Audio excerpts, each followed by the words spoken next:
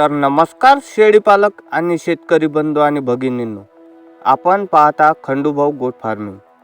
आज रोजी बऱ्याच मंडळींना शेळीपालन सुरू करावंसं वाटते, पण त्यांच्या मनात बरेच असे प्रश्न निर्माण होते.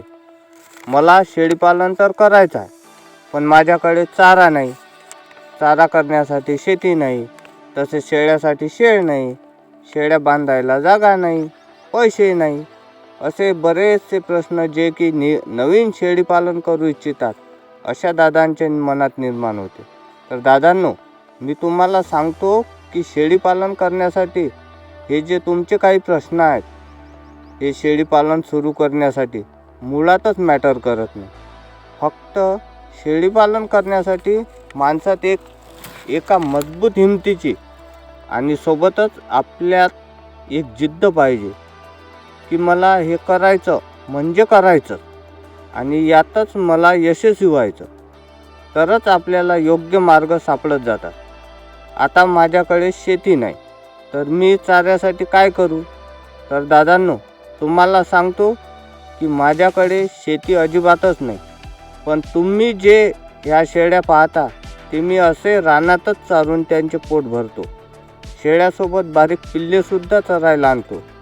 तुमच्याकडे पैसे नाही, शेती नाही, या प्रश्नाने तुम्ही शेळीपालन सुरू करण्याची इच्छा असूनही सुद्धा सुरू करत नाही, तर हे तुमचं साफ चुकीचं आहे. तुम्हाला सुरुवात करायची ना, तर तुम्ही कुठे 2-3 महिने काम करा आणि बचत करून 1-2 शेळ्या घ्या. मी तर म्हणतो की 2 शेळ्या घ्या, कारण एकटी शेळी जर घेतली तर ती बोंबलते.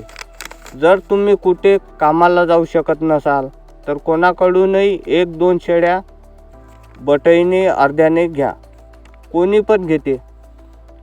आणि हो, आता राहिला प्रश्न चाऱ्याचा, तर तुम्हाला सांगतो की शेळ्यांना काही खूप जास्त खायला लागत नाही आणि शेळी काही म्हणत नाही की मला हे चारा द्या किंवा ते चारा द्या. शेळी कुठल्याही चाऱ्यावर आपलं पोट भागवत असते. शेळ्यांना अगदी जरी रस्त्याच्या कडेला जरी फिरवले तरी त्यांचं अर्ध जास्त पोट भरत असते. पण फिरवावं कोण? कारण आता याची बऱ्याच जणांना लाज वाटते की लोक नाव ठेवतील. तुम्हाला सांगतो की शेळीपालन करायचं तर आपल्याला सर्वप्रथम लाज लज्जा सोडावी लागेल. कोण काय म्हणेल या गोष्टीकडे दुर्लक्ष करावे लागेल, तरच आपलं शेळीपालन एक चांगल्या मार्गावर जाईल.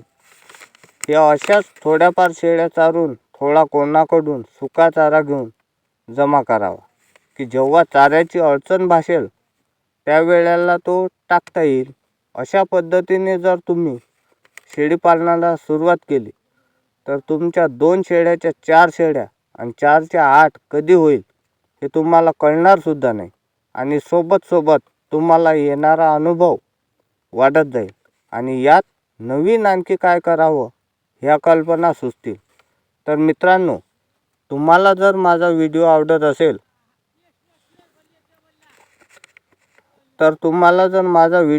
असेल तर प्लीज चॅनल सबस्क्राईब करा. सोबतच चॅनलला लाईक करा.